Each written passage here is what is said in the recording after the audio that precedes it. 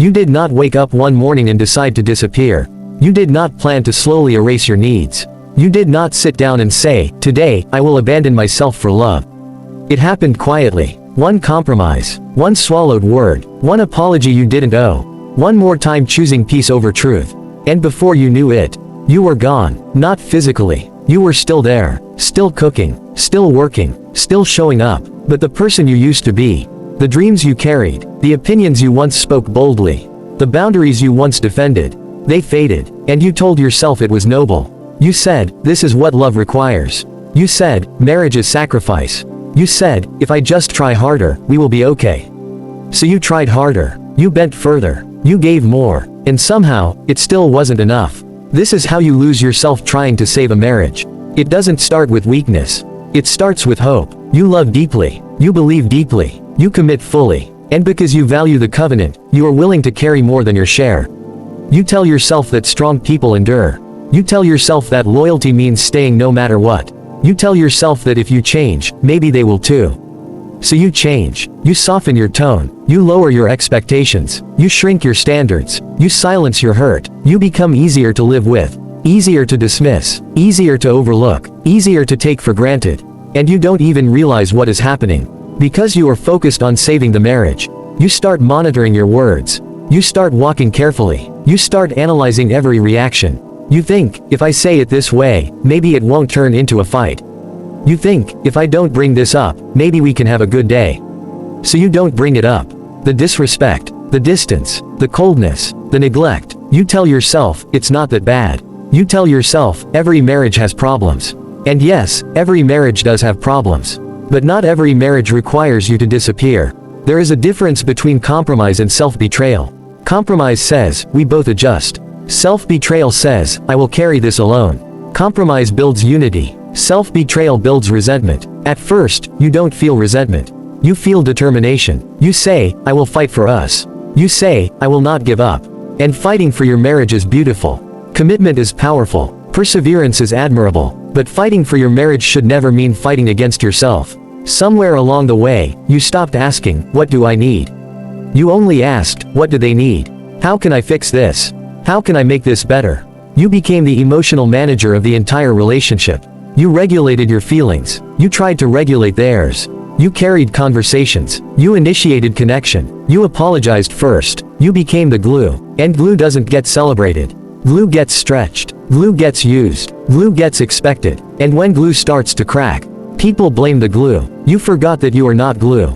You are a person with limits, a person with emotions, a person with dreams, a person with dignity. When you constantly suppress your needs to avoid conflict, something dangerous happens. You disconnect from yourself. You stop knowing what you feel. You stop knowing what you want. You stop trusting your instincts. You begin to doubt your own pain. You say, maybe I'm too sensitive. Maybe I expect too much. Maybe this is just marriage. No. This is not marriage. This is survival mode. Marriage is not meant to feel like a battlefield where you are the only soldier bleeding. Marriage is partnership. Marriage is two whole people choosing each other, not one whole person shrinking so the other doesn't feel challenged. When you constantly silence yourself to keep the peace is fake. It is fragile. It is built on your suppression. And suppressed emotions do not disappear. They store, they build, they leak out in sarcasm, in coldness, in exhaustion, in quiet tears in the bathroom where no one sees you. You start to feel lonely next to the person you sleep beside. That kind of loneliness is heavy. It makes you question everything. You ask yourself, is this just a season? Is this normal? Am I asking for too much connection? You are not asking for too much. You are asking for mutual effort, mutual respect, mutual care, and there is nothing unreasonable about that. But when you are afraid of losing the marriage, you begin to accept crumbs. A small compliment feels like a feast. A rare good day feels like proof that everything is improving. You hold on to those moments like oxygen. Because you are starving for affection, for reassurance, for emotional safety. And instead of admitting you are starving, you tell yourself to be grateful. Grateful for the bare minimum. You start to feel guilty for even wanting more. That is how deep self-loss goes. You feel guilty for having needs. You start editing yourself. You edit your words. You edit your tone. You edit your personality. You become smaller. Not because you are weak, but because you are trying to protect something you value. But here is the truth that may hurt. A marriage that only survives because you are shrinking is not healthy. It is dependent on your silence. And silence has a cost. The cost is your confidence. The cost is your joy. The cost is your identity. You used to laugh freely. Now you calculate reactions. You used to speak boldly. Now you rehearse sentences in your head. You used to feel secure. Now you overthink everything. You are not crazy. You are adapting to imbalance. And adaptation, when one-sided, turns into erosion. Little by little, you erode. You stop doing things you love because they cause tension. You distance yourself from friends because explaining your marriage feels exhausting. You stop dreaming out loud because your excitement is not met with support. And you call it maturity. You call it compromise. But deep down, you feel invisible. You feel unheard. You feel like you are carrying the emotional weight of two people. And you are tired. So tired. Tired of initiating hard conversations. Tired of pretending things are fine. Tired of being the strong one. And yet, you keep going. Because you fear what happens if you stop. You fear that if you stop trying, the marriage will collapse. But here is a question you must ask yourself. If the marriage collapses the moment you stop overfunctioning, was it ever standing on two legs? Or was it leaning entirely on you? Love is not proven by how much pain you can endure. Love is proven by mutual investment. You cannot save a marriage by sacrificing your entire self.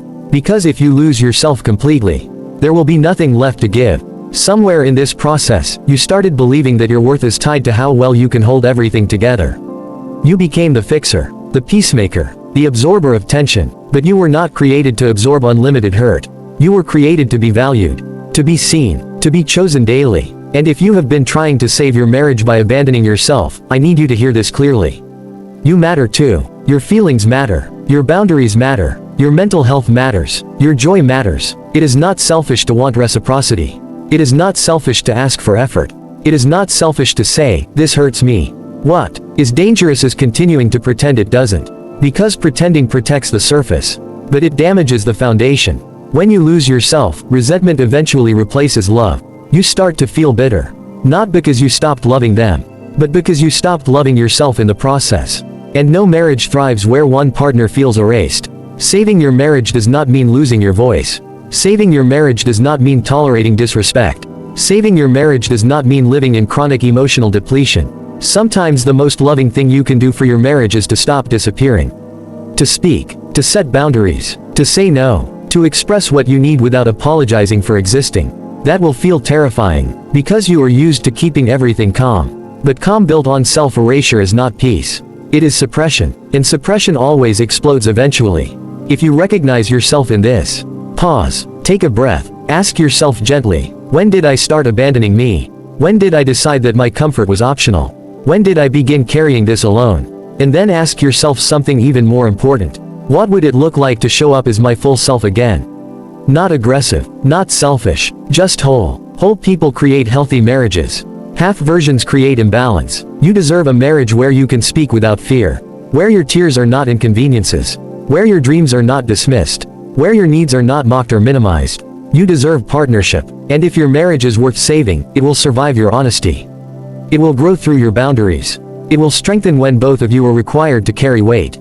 But if your marriage only survives when you are silent, then silence is not love. It is fear. You cannot build a lifelong covenant on fear.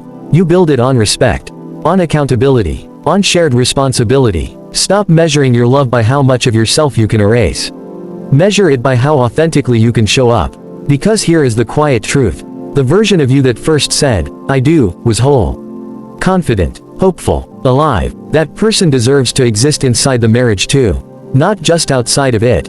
You are not failing your marriage by reclaiming yourself. You are giving it a chance to be real. Real connection only happens when both people are present, not when one is hiding behind compliance. If you have been shrinking, stretching, bending beyond recognition, you do not have to continue. You can choose differently. You can choose to speak, to ask, to expect mutual effort. You can choose to stop overfunctioning. And yes, that may create discomfort. Growth always does. But discomfort that leads to truth is healthier than comfort built on self-abandonment. You are not too much. You are not dramatic. You are not difficult. You are a human being who wants to be loved fully. And there is nothing wrong with that. Do not lose yourself trying to save something that requires your disappearance to survive. A strong marriage does not require you to be smaller. It invites you to be fully seen. So today, Choose courage over silence. Choose honesty over suppression. Choose yourself, not instead of your marriage, but within it. Because the healthiest marriages are not built by people who vanish. They are built by two whole individuals who stand side by side. And if you are going to fight for your marriage, fight for yourself too. Because you deserve to still recognize the person in the mirror. And your marriage deserves the real you. Not the version that disappeared trying to save it.